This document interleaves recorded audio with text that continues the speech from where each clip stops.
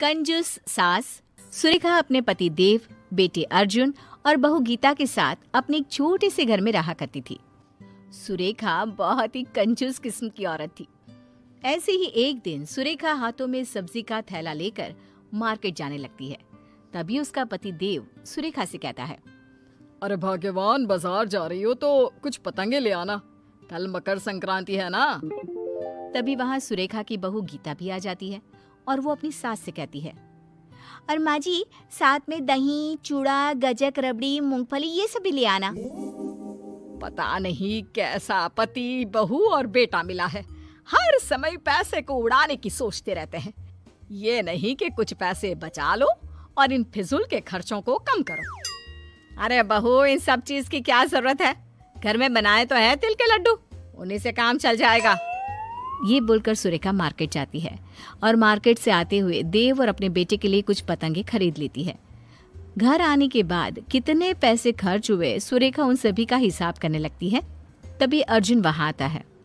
माँ, पापा ने आपको पतंग लाने को कहा था ना, उनमें से कुछ पतंग देना तो। मैं पापा के साथ ऊपर पतंग उड़ाने जा रहा हूँ। अरे पर बेटा, वो पतंग तो तेरे पापा ने मकर संक्रांति के लिए मंगवाई थी, इसलिए कल ही उड़ाना, आज रहने दे। माँ, आपकी ये कंजूसी करने की आदत कभी नहीं जाएगी। आप मुझे पतंग दो, कल के हम कल देख लेंगे। मार्केट में पतंग खत्म नहीं हुआ है, अगर कम पड़ेंगे तो हम और ले आएंगे। अर्जुन के बोलने पर ना चाहते हुए भी सुरेखा को पतंग देना पड़ता है और अर्जुन कुछ पतंग लेकर छत पर उड़ाने के लिए चला जाता है। थोड़ी देर बाद उनके दरवाजे पर उनकी पड़ोसन सुमित्रा आती है और सुमित्रा गीता के हाथ में कुछ तिल के लड्डू देती है। जिसके बाद गीता भी किचन में से कुछ तिल के लड्डू एक टिफिन में पैक करके सुमित्रा को देने के लिए जाने लगती है। तभी सुरेखा रसोई में आ जाती है और गीता के हाथों से टिफिन लेकर बोलती है, अरे बहू, ये क्या कर रही है? टिफिन भर के लड्डू देना जरूरी है क्या? अब सुरेखा टिफिन के सारे लड्डू निकालकर उसमें बस एक लड्डू रखकर टिफिन गीता को वापस कर देती है। आप ठीक है, ले आप जाकर ये टिफिन सुमित्रा को दे दे। पर माँ जी, उन्होंने हमें इतने सारे लड्डू दिए और हम उन्हें ये एक लड्डू देंगे, अच्छा थोड़ी ना लगेगा। अरे तो क्या हो गया, उनके घर में भी तो लड्डू बने हुए हैं ना। और अगर इसी तरह टिफिन भर भर के तू पड़ोसियों को लड्डू बांटने लगेगी तो सारे लड्डू खत्म हो जाएंगे। फिर तेरे ससुर और तेरा पति दोनों कहेंगे, लड्डू तो तुमने दिया ही नहीं, अब हम अपने स्टाफ को क्या दें? इसलिए इतना ही काफी है, जा आप दे दे। एक काम कीजिए माँ जी, ये लड्डू आप खुद ही सुमित्रा आंटी को दे दीजिए, मैं नहीं जाने वाली। ये बोलकर गीता वहां से चली जाती है और सुरेखा खुद जाकर सुमित्रा को तिल के लड्डू का टिफिन देती है। सुमित्रा टिफिन देखकर हैरान हो जाती है और मन ही मन खुद से कहती है, इस कंजूस ने आज टिफिन में लड्डू दिया है, जरा टिफिन खोलकर देखूं तो। जैसे ही सुमित्रा टिफिन खोलकर देखती है, उसमें एक लड्डू देखकर सुरेखा से कहती है, अरे बहन, इतने सारे लड्डू देने की क्या जरूरत थी। अब एक काम करो, ये लड्डू भी तुम ही रख लो, ठीक है? मैं चलती हूँ, हैप्पी मकर संक्रांति। सुमित्रा सुरेखा के हाथों में लड्डू का टिफिन देकर वहां से चली जाती है। जिसके बाद सुरेखा अपने कमरे में जाकर पतंगों को गिनने लगती है। तभी देव वहां आ जाता है। सुरेखा, जल्दी से कुछ पतंग दो ना, मेरी सारी पतंग कट गई है। क्या सारी पतंग कट गई? अरे तुम दोनों बाप बेटे पागल हो गए हो क्या? मकर संक्रांति कल है, पतंग कल उड़ानी है, आज नहीं। पर तुम दोनों ने तो आज ही सारे पतंग उड़ा उड़ा कर खत्म कर दिए, अब नहीं है पतंग, जाओ। अरे भाग्यवान, तुम्हारी कंजूसी करने की आदत कब जाएगी? पतंग है तो पतंग लेकर ही आए हैं उड़ाने के लिए। हाँ तो पर कल उड़ाना ना पतंग। अब अर्जुन को भी नीचे बुला लो, खाना खाने का समय हो गया है वैसे भी। जिसके बाद सुरेखा के कहने पर देव अर्जुन के साथ नीचे आता है और सब खाना खाने बैठते हैं। खाना खाने के बाद गीता सबके लिए तिल के लड्डू लेकर आती है और सबको 2-2 तिल के लड्डू दे देती है। ये देखकर सुरेखा अपनी बहू से कहती है, अरे ये सारे लड्डू आज ही खत्म कर देगी क्या? पहले तो सुमित्रा के लिए इतने सारे लड्डू पैक कर दिए और अब सबको घर में बांट रही है। अरे मकर संक्रांति कल है, कल कुछ नहीं करेगी क्या? माँ जी, अभी बहुत सारे लड्डू बचे हुए हैं, अगर उनमें से कुछ खा भी लिए तो क्या फर्क पड़ेगा?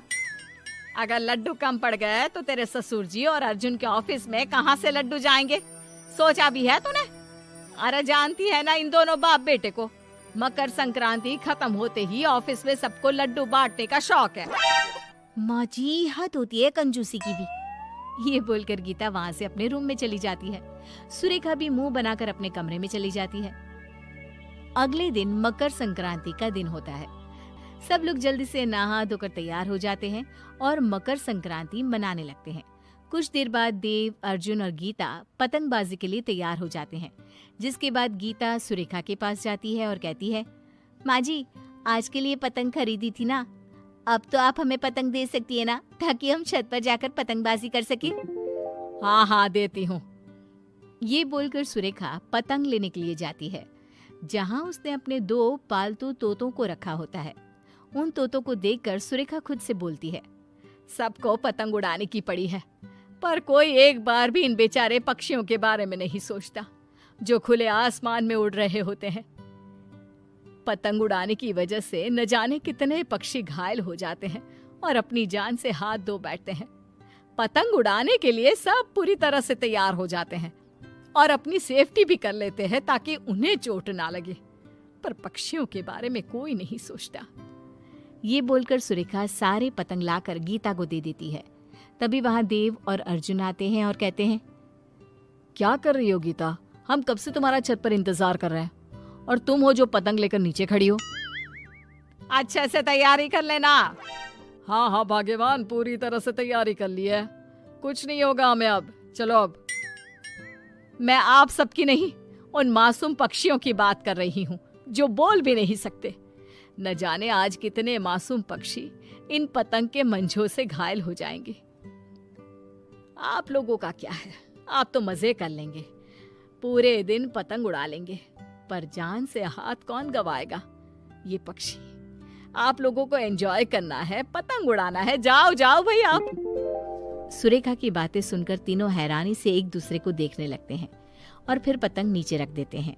गीता अपनी सास से कहती है, माँ जी, आपने सही कहा, हमारी वजह से आज के दिन पता नहीं कितने निर्जीव पक्षी घायल हो जाते हैं, वो अपनी जान से हाथ गंवा बैठते हैं।